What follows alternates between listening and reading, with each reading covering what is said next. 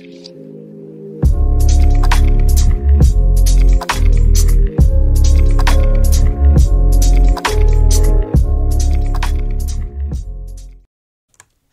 everybody, and in today's video I'll be showing you how to use a really nice tool, and this one's called PCPartPicker. Now when you're looking at building a PC and you need to check the compatibility, or even if you just want to list all your PC components through here, well, this is the site to go to. It is really well done. You can even look at build guides people have done, as you can see. Now you'll notice this currency is in Australian dollars because I'm in Australia, but I can switch it to US dollars up here or whatever currency I need. Now you've got basically builds. You can browse motherboards if we need, like that. You can go completed builds, view what people have done. So let's just have a look at, for example, this one. Here we go. That's a pretty nice build there. And you can change pictures up in the top right corner. An RTX 2080. Looks nice. Now, we will go back to the system builder, as you can see. And we'll have all these buttons. Now, if you want, you can start off with a CPU, a motherboard, or a case. Usually, that's what I tend to do. If you're going for like a mini ITX form factor, you're going to want to start off with the case, so it checks all the compatibility and everything like that. For now, I'll go with the CPU.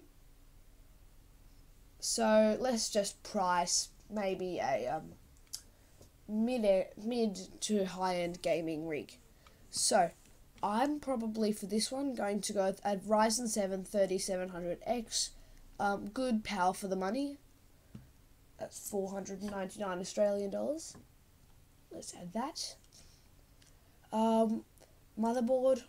We'll leave the CPU cooler for later because that may not be compatible with the motherboard mount. Now I've got all these motherboards.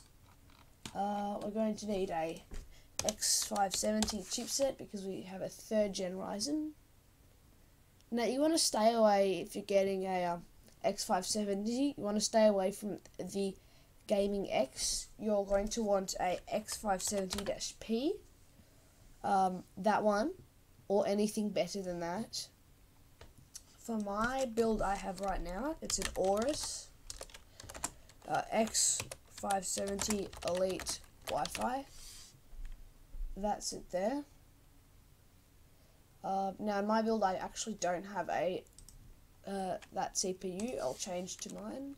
I have a Ryzen 5 3600.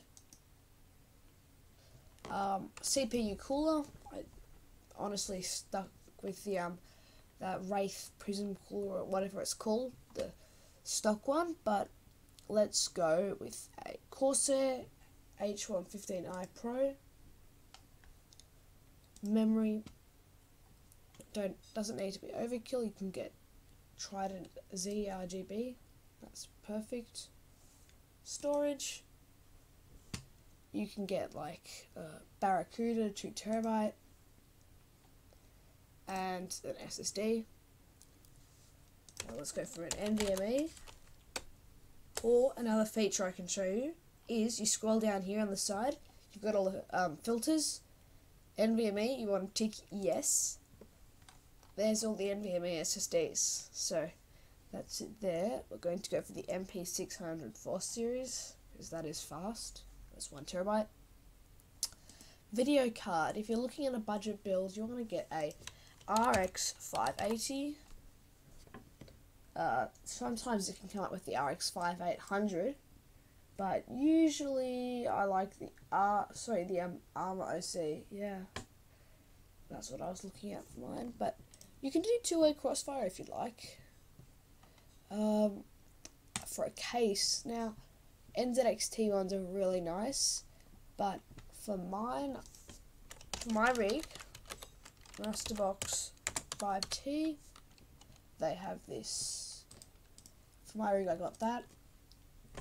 Now this isn't completely identical to my rig. Of course, I didn't chuck in the liquid cooler and the graphics cards. I'm just using a GT710. I don't have that storage. I'm going with a Kingston SSD. I didn't need the extra speed for now. Power supply, we can have a look at that. For mine, I went with a RM550X. Usually RMX is the keyword for that. RMX, and you look for 550. It doesn't seem to have it. So we'll go filter by Corsair. Wattage up. And it looks like this site doesn't want to have the 550, but that's okay because we don't need that. We need the 750 probably because of the 2 graphics cards. But it says here, look at that, that is the wattage the system will draw. You can calculate that and that will go there. You always want about like maybe a 200 or 100 watt sort of difference between the estimated wattage and the actual thing, because I don't believe that accounts for full performance of the system. That's just idle basically. Now as you can see, that's the case I have here. It's a pretty nice case, and it's got a fan included at the back and 1 fan included at the front. It's got a nice handle. This can hold up to 30 kilos. That's pretty nice. And as you can see, it's got grills in the side. It was the only one I could find in my area that had proper cooling. So that was a good bonus of this case. You can see the reviews there too. Now, that is finished. Of course, that is a very expensive build. You can probably find it better from local places, but then again, it doesn't always mean that it'll cost this much, and it could cost that much. So, yeah, I found that said once $1,000, and I've managed to find it locally, the parts, not online, for $200 cheaper. So, yeah. That's something to take into consideration. Don't just click buy from Amazon or Amazon Australia or wherever you live. So yeah guys, that is a quick list of PCPartPicker. If you want the link, it's here. And yeah guys, so don't forget to leave a like and subscribe to help support the channel and get notified whenever I make a new video. And yeah, I'll see you next time.